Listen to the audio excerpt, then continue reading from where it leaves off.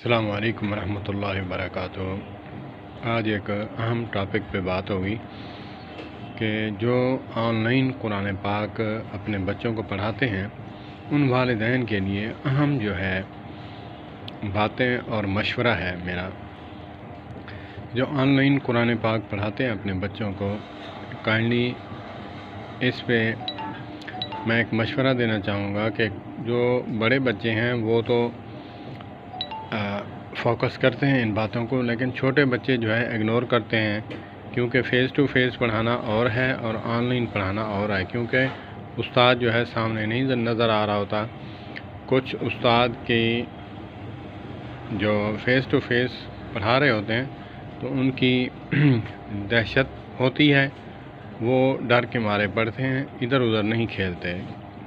تو اسی لیے آن لائن جو پڑھاتے ہیں بچوں کو، انہیں چاہیے کہ میری بہن ان بچوں کی ماں یا ان کے والد اگر آفس نہیں جاتے، فری ہیں گھر میں یا چھٹی آئے ہوئے ہیں، تو وہ ساتھ بیٹھیں، ان کو متوجہ کریں کہ استاد کیا پڑھا رہا ہے۔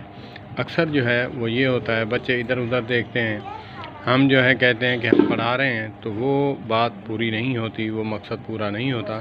تو اسی لیے والدین کو بھی چاہیے کہ وہ ان باتوں کو فوکس رکھیں اور بچوں کو متوجہ کریں کہ قرآن پاک کی طرف متوجہ ہوں اور استاد کی طرف متوجہ ہوں۔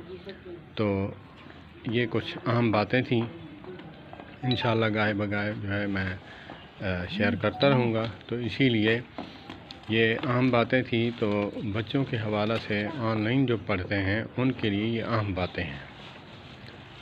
اللہ پاک ہمیں جو ہے خیرکم من تعلم القرآن وعلمہ، حضرت عثمان غنی رضی اللہ تعالیٰ عنہ سے روایت ہے، آقا کریم علیہ الصلوۃ والسلام نے فرمایا، خیرکم، تم میں سے بہتر وہ ہے جو قرآن پاک سیکھے اور پھر سکھائے۔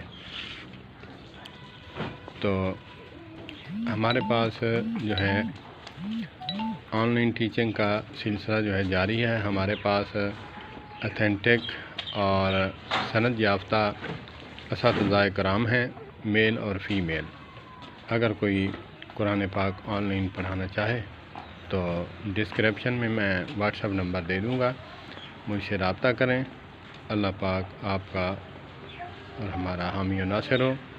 والسلام علیکم ورحمۃ اللہ وبرکاتہ۔ کچھ اور باتیں، ہمارے پاس قرآن پاک ناظرہ اور حفظ بھی پڑھایا جاتا ہے، اور اس کے بعد آداب زندگی اور صبح شام کے اذکار اور نماز کے بعد کے اذکار اور نماز بھی سکھائی جاتی ہے، 6 کلمے بھی سکھائے جاتے ہیں، تو ایمان کی شرطیں جو ہیں وہ بھی سکھائی جاتی ہیں، اور آداب والدین بھی سکھایا جاتا ہے۔ اللہ پاک ہمارے بچوں کو علم سیکھنے کی توفیق عطا فرمائے، اس کے بعد ان کو اس پر عمل کرنے کی توفیق عطا فرمائے۔ والسلام علیکم ورحمۃ اللہ وبرکاتہ۔